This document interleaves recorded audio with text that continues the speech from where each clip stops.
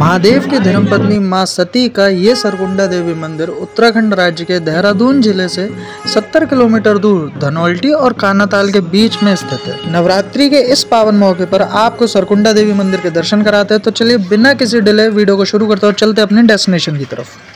तो अभी घर से निकल चुका हूँ, ऑटो में हूँ और जा रहा हूँ बरेली के पुराने बस स्टैंड, जहाँ से मुझे मेरी डेस्टिनेशन देहरादून के लिए मेरी बस मिलेगी।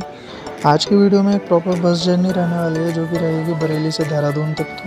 तो मेरी जो बस है वो बरेली के पुराने बस स्टैंड से रात के 8:30 बजे निकलेगी। ऑलमोस्ट 8 बज चुके हैं और मैं एक तरीके से बस लेट ना हो जाऊँ, जल्द से जल्द अपना बस स्टैंड पहुँचूँ। लास्ट ऑर्डिनरी बस जो है वो 8:30 बजे देहरादून के लिए निकलती है। उसके बाद ऑर्डिनरी बसेस तो काफ़ी हैं, लेकिन सारी हरिद्वार तक की है, कोई भी डायरेक्ट देहरादून के लिए नहीं है। अभी करंट में जो बरेली का पुराना बस स्टैंड है या बड़ा बस स्टैंड है वो बीच मार्केट एरिया में है, इस वजह से इसको शिफ्ट किया जा रहा है। अब ये शिफ्ट हो जाएगा बहुत जल्द मिनी बाईपास इज्जत नगर में। फ़िलहाल मैं बस स्टैंड पहुंच चुका हूं। ये सब आगरा, मथुरा, कासगंज वाली बसें खड़ी हैं और हमें जाना है बस स्टैंड के दूसरी साइड पे, दूसरे गेट पे, जहाँ से हमें हमारी डेस्टिनेशन के लिए बस मिलेगी देहरादून के लिए। बरेली के पुराने बस स्टैंड से काफ़ी लंबी दूरी की बसेस भी अवेलेबल हैं, जैसे बरेली से जयपुर, बरेली से चंडीगढ़, बरेली से अम्बाला, सोनीपत, बागपत। उसके साथ दिल्ली की बसेस तो मतलब एक आम बात है, थोक के भाव जाती हैं दिल्ली की बसें। तो मतलब दिल्ली के लिए जितनी ऑर्डिनरी बसेस हैं उतनी ही एसी बसेस हैं। हर 10 मिनट में एक ऑर्डिनरी बस निकलती है, हर 10-20 मिनट बाद एक एसी बस निकलती है। एसी बसेस दिल्ली के लिए आपको मिलेंगी बरेली के सैटेलाइट बस स्टैंड से। ऑर्डिनरी आपको दोनों जगहों से मिलेंगी, सैटेलाइट से भी मिलेंगी और पुराने बस स्टैंड से मिलेंगी। तो दिल्ली के लिए तो कोई समस्या है ही नहीं, ऐसे समझिए आप। तो ये रही भाई अपनी आज की बस, जिसमें हमारी जर्नी होने वाली है फ्रॉम बरेली टू देहरादून। चलिए बस के अंदर चलते हैं। अब भाई देखिए, ऑर्डिनरी बस हो तो जाहिर सी बात है इसकी सारी चीज़ें ऑर्डिनरी ही होंगी। हर एक seating, comfort, just basic seats, basic comfort. अभी देखो ये जयपुर की बस है, ये सारी बसें लाइन से जयपुर के लिए खड़ी हुई हैं। और रात में तो मतलब जयपुर के लिए हर 1 घंटे बाद एक बस है। इतनी गजब सुविधा है जयपुर, आगरा, मथुरा, अलीगढ़, कासगंज, इन सब जगहों के लिए।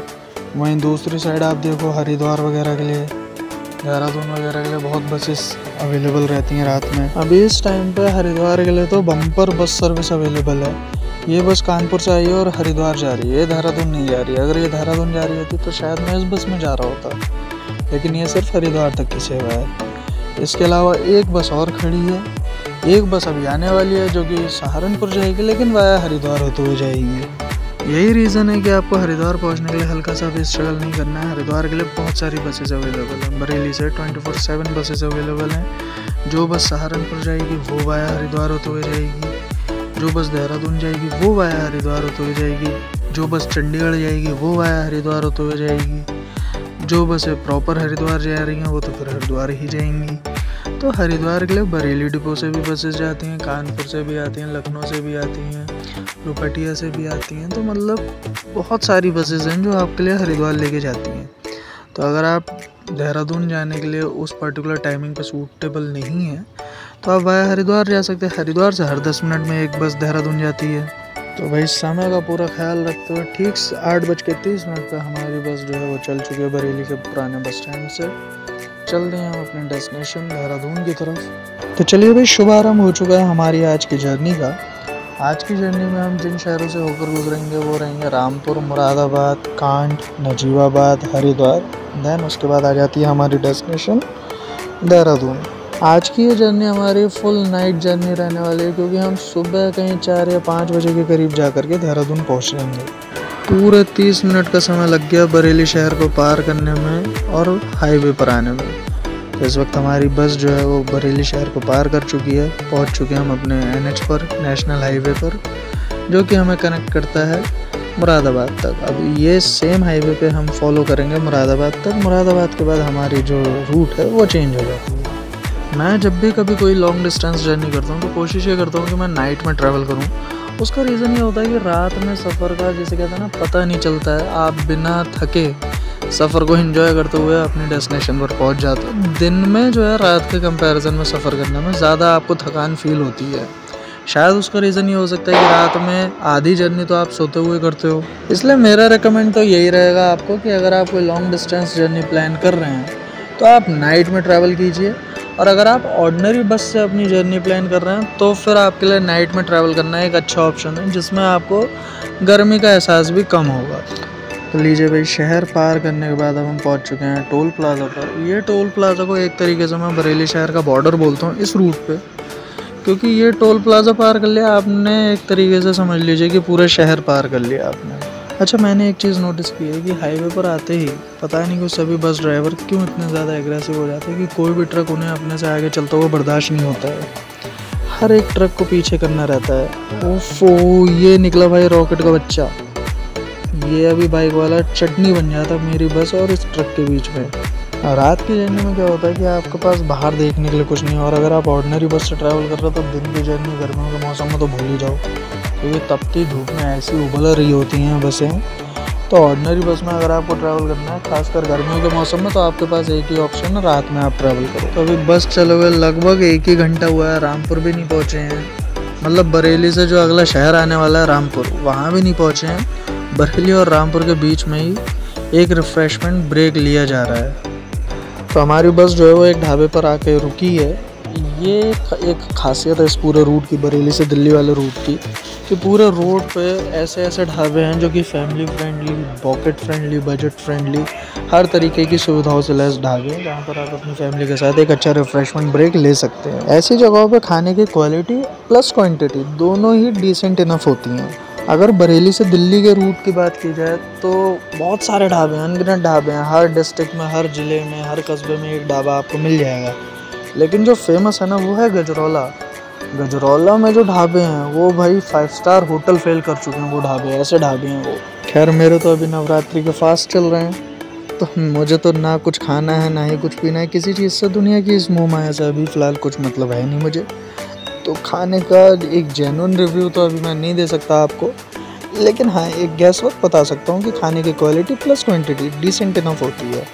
आप सेटिस्फाइड रहेंगे अपनी मील से। लगभग 30 मिनट के रिफ्रेशमेंट ब्रेक के बाद एक बार फिर से हमारी जर्नी कंटिन्यू हो चुकी है। चल दिए हम अपनी डेस्टिनेशन देहरादून की तरफ। तो अभी हम लोग अपनी आज की इस जर्नी के पहले पड़ाव यानी कि रामपुर पहुंच चुके हैं। इस वक्त हमारी बस जो है वो रामपुर शहर में चल रही है।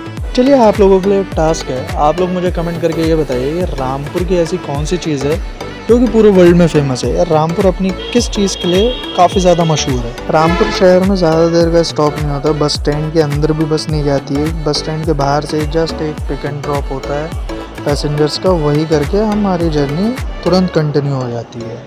मुश्किल से 2 या 3 मिनट के पिक एंड ड्रॉप के बाद एक बार फिर से हमारी जर्नी देहरादून के लिए कंटिन्यू हो चुकी है। चल दिए हम अपनी डेस्टिनेशन देहरादून के लिए। पूरा शहर पार करने के बाद हमारी बस पहुंच चुकी है हाईवे पर, और अब एक बार फिर से हमें अग्रेशन भरी ड्राइविंग देखने को मिलेगी। रामपुर के बाद जो अगला शहर आएगा वो है मुरादाबाद। तो अभी मुरादाबाद शहर से पहले एक टोल प्लाजा पर हैं।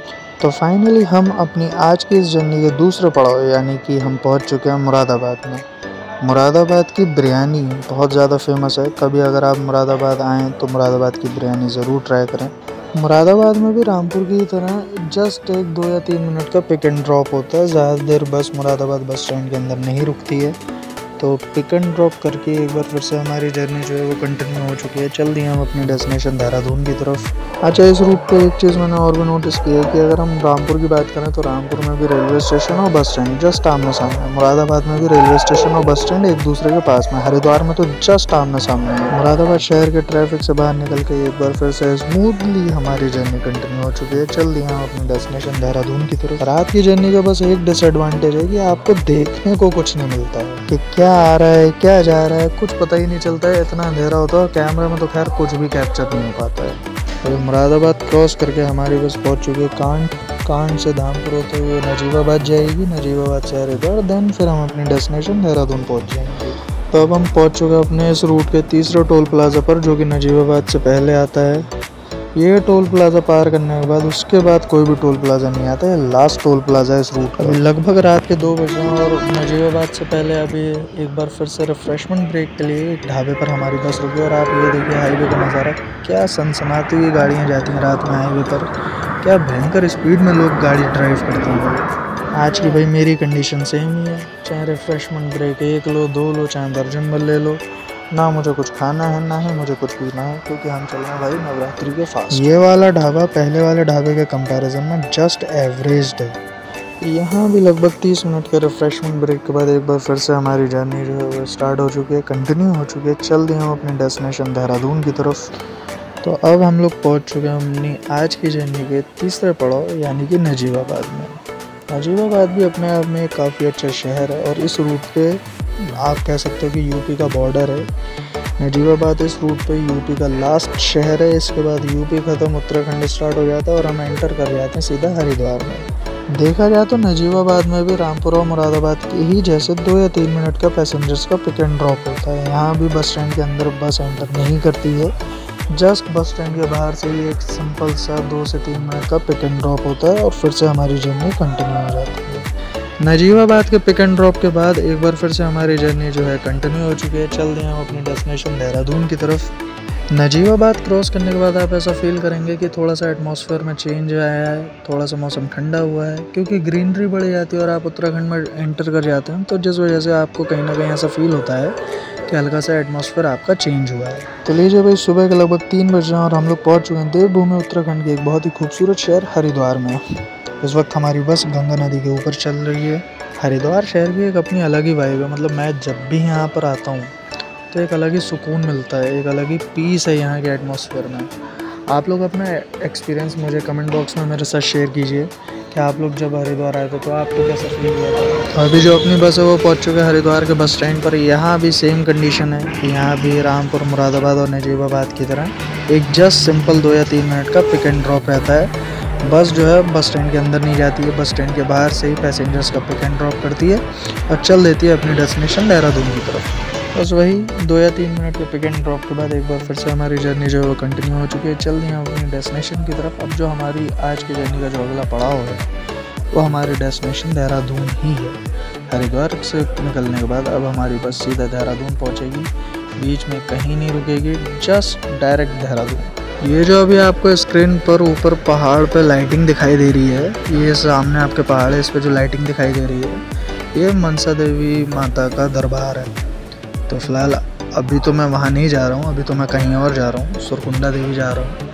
आज की वीडियो में आपको मिलेंगे दर्शन सुरकुंडा देवी के, बट हाँ होपफुली आप लोग कमेंट कीजिएगा अगर आपको मनसा देवी पे एक इंडिविजुअल व्लॉग चाहिए तो मैं वो व्लॉग भी आपके लिए बहुत जल्दी अपने चैनल पे बना करके अपलोड करूँगा। और ये है भाई खूबसूरत हरिद्वार शहर की पूरी खूबसूरती, यानी कि हर की पौड़ी घाट, जो आप अपनी स्क्रीन पर अभी सामने देख रहे हैं, ये हर की पौड़ी घाट है।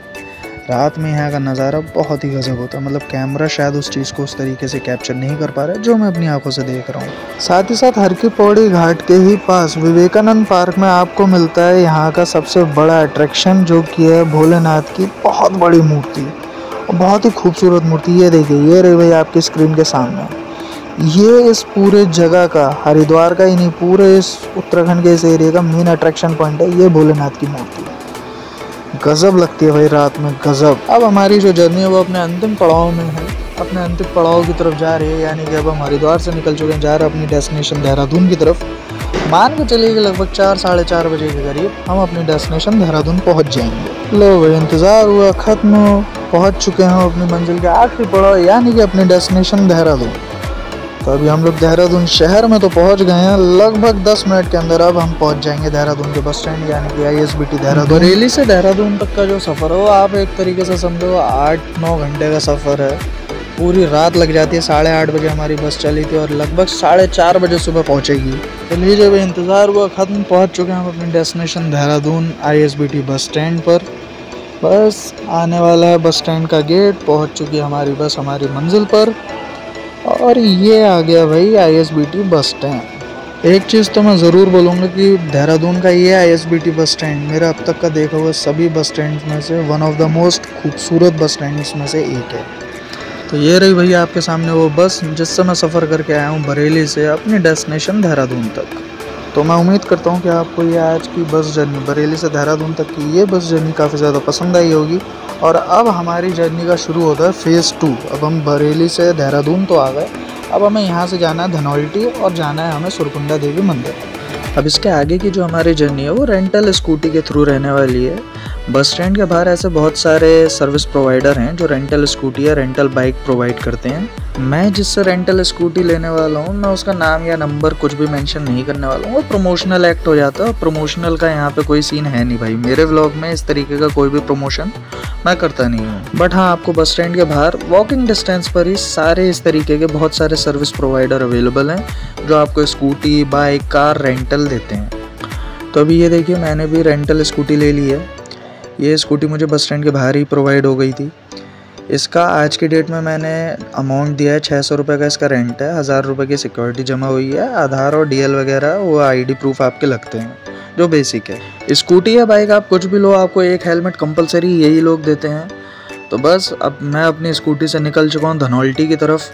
मौसम बढ़िया हो रहा है, सुबह की शुरुआत हो चुकी है। धूप चटक है लेकिन बढ़िया है। धनौल्टी जाने के लिए आपको करना बस इतना है कि आपको अपनी रेंटल स्कूटी या बाइक लेनी है और सीधा जाना है मसूरी रोड की तरफ।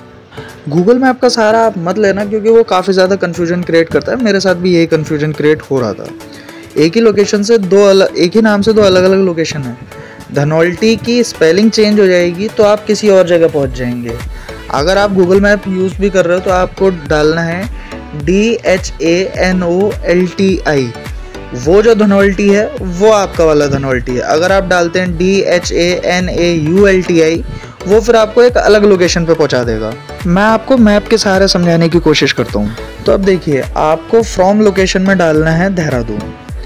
उसके बाद टू लोकेशन में डालना है आपको सुरकुंडा देवी टेम्पल। अब ये देखिए, जो ऊपर के दो ऑप्शन आ रहे हैं ना, सुरकुंडा देवी टेम्पल और सुरकुंडा माता मंदिर, ये दोनों एक ही जैसे नाम है, इसलिए इनमें कंफ्यूज मत होना। आपको जाना है सुरकुंडा देवी टेम्पल, जो आपका डिस्टेंस दिखाएगा 67 किलोमीटर्स का और वाया मसूरी होते हुए रास्ता है।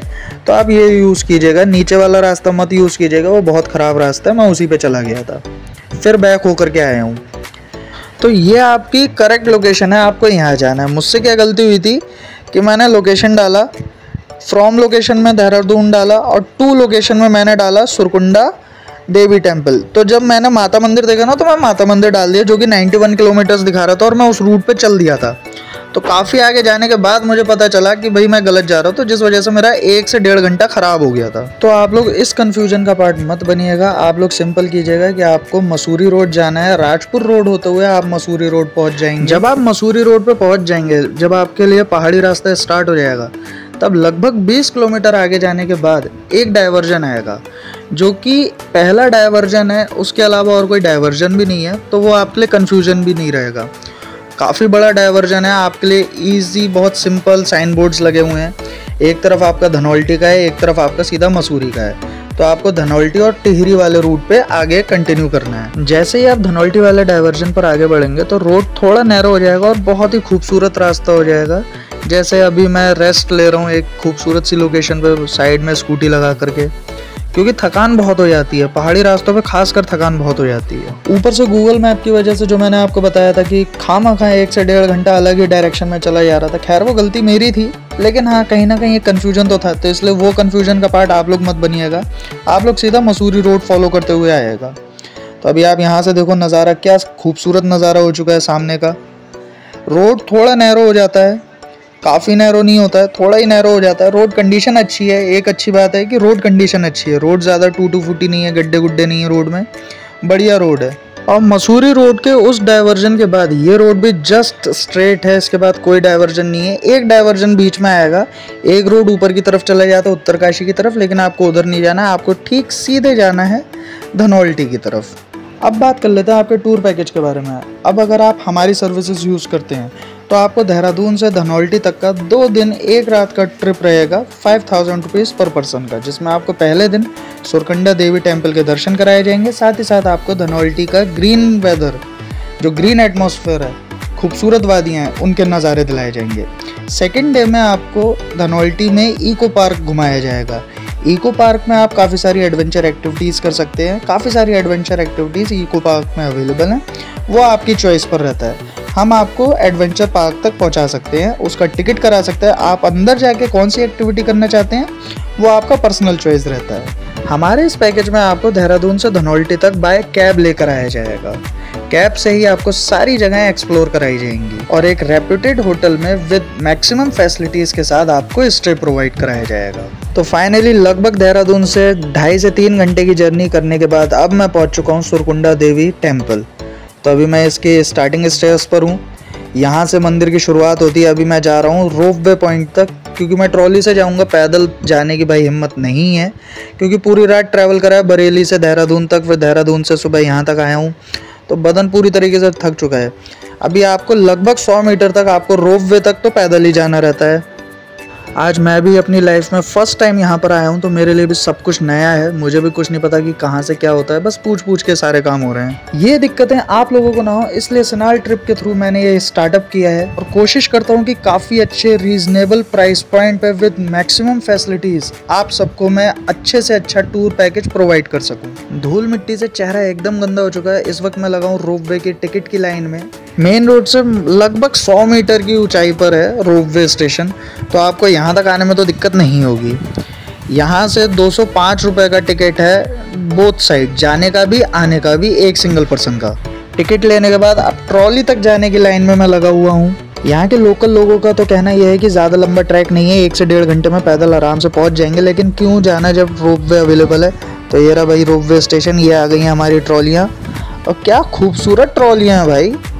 मतलब मैंने काफ़ी सारे रोपवे देखे हैं, लेकिन ये जो है मतलब मुझे काफ़ी खूबसूरत लग रही हैं देखने में। इनका डिज़ाइन काफ़ी अच्छा लग रहा है मुझे देखने में। इनके एक ट्रॉली में 6 लोगों के बैठने की कैपेसिटी है और एक राउंड में 4 ट्रॉलियाँ एक साथ ये लोग ऊपर भेजते हैं। तो यानी कि एक बारी में कोई 24 लोग ऐसे होंगे जो ऊपर जाएंगे और कोई 24 लोग ऐसे होंगे जो नीचे आएंगे। इसलिए यहाँ पे इतना रश है। अगर मान लीजिए 1000 बंदा आ गया एक दिन में रोपवे से आने जाने वाला, तो फिर ये किस तरीके से मैनेज करते होंगे वो यही जानते होंगे। क्या रश रहता होगा इनके पास। फिलहाल ये वाली ट्रॉली तो जा रही है, इनके बाद जो ट्रॉली आएंगी उसमें मेरा नंबर आएगा, उसमें मैं जाऊंगा। एक चीज़ काफ़ी अच्छी है कि ग्लास एरिया बहुत बड़ा है ट्रॉली में, मतलब ट्रॉली से वीडियोस वगैरह काफ़ी अच्छी बनाने को मिलेंगी और नज़ारे भी काफ़ी अच्छे देखने को मिलेंगे। तो भाई अब अपनी बारी आ चुकी है। अब मैं ट्रॉली में बैठ चुका हूँ बिल्कुल शीशे के पास, और नज़ारे आप देखो। ट्रॉली हमारी चल रही है और नज़ारा आप देखो एक बार नीचे, क्योंकि हाइट काफ़ी ज़्यादा है। अगर मान लीजिए पैदल वाले ट्रैक पर भी हम जाते तो जो लोकल लोग बोल रहे हैं 1 से 1.5 घंटा उन्हें लगता है, हमें तो लग जाते 3 से 4 घंटे, क्योंकि खड़ा ट्रैक है। 6 लोग और जा रहे हैं हमारे साथ। मतलब पूरी ट्रॉली में आप देखो काफ़ी स्पेस है। 6 लोग बैठते हैं, लेकिन आराम से बैठ सकते हैं 6 के 6 लोग। आप लोग एक बार हाइट देखो मंदिर की। खैर यहाँ से तो दिखाई नहीं दे रहा है, लेकिन आप रोपवे के टावर से जज करके देखो किस हाइट पर है मंदिर।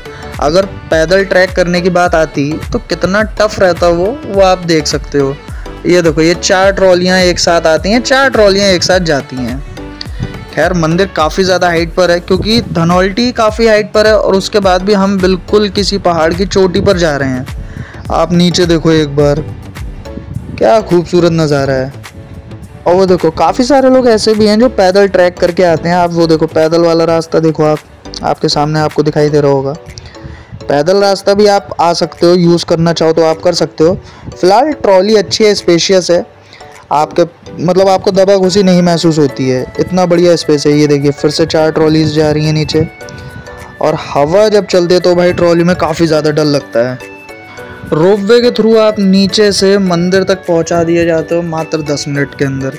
लेकिन ये 10 मिनट का जो सफ़र है खूबसूरत भी है, डरावना भी है, सारी चीज़ें मतलब हर तरीके का एक्सपीरियंस इस पूरी 10 मिनट की जर्नी में आ जाता है। क्योंकि हवा से जब आपकी ट्रॉली हिलती है ना, तो आपको वो सारे ख्याल आ जाते हैं जो नहीं आने चाहिए। तो फाइनली 10 मिनट की एक यादगार जर्नी, ये ट्रॉली की ये 10 मिनट की जर्नी मतलब खौफनाक भी रही, खूबसूरत भी रही, हर तरीके की रही। अब हम पहुंच चुके अपने मंदिर के पास वाले रेलवे स्टेशन पे। ट्रॉली का गेट हमारा खुल चुका है, बस अब हम उतरने वाले हैं। और ये सारे लोग वो हैं जो नीचे जाने के इंतज़ार में ट्रॉलियों का वेट कर रहे थे। तो हम उतरेंगे, ये बैठेंगे।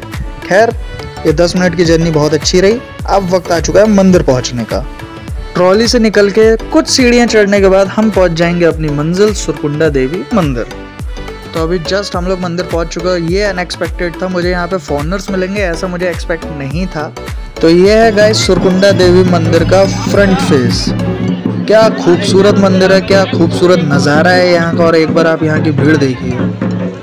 क्या गजब बात है भाई, 51 शक्तिपीठों में से एक माना जाता है ये सरकुंडा देवी टेम्पल। बहुत ही ज़्यादा ऊंचाई पर है, बहुत ही खूबसूरत जगह पर है और चारों दिशाओं से खूबसूरत बना हुआ है ये मंदिर। मैं खुद को इस वक्त काफ़ी ज़्यादा खुशनसीब समझ रहा हूँ कि नवरात्रि के इस पावन मौके पर मुझे यहाँ आने का मौका मिला, माता रानी का मुझे बुलावा आया, मैं इस खूबसूरत जगह के दर्शन कर पाया। तो आप सब भी प्लान कीजिए अपनी फ्रेंड्स और फैमिली के साथ और सिनाल ट्रिप की सर्विसेज को यूज़ कीजिए और मौका दीजिए हमें आपकी जर्नी को एक मेमोरेबल जर्नी में बदलने का। सिनाल ट्रिप की सर्विस यूज़ करने के लिए आप स्क्रीन पर दिए गए इंस्टाग्राम पेज को फॉलो कर सकते हैं, मेल आईडी पर मेल कर सकते हैं और दिए गए कॉन्टैक्ट नंबर पर आप डायरेक्ट व्हाट्सएप मैसेज के थ्रू भी अपना प्लान बुक कर सकते हैं।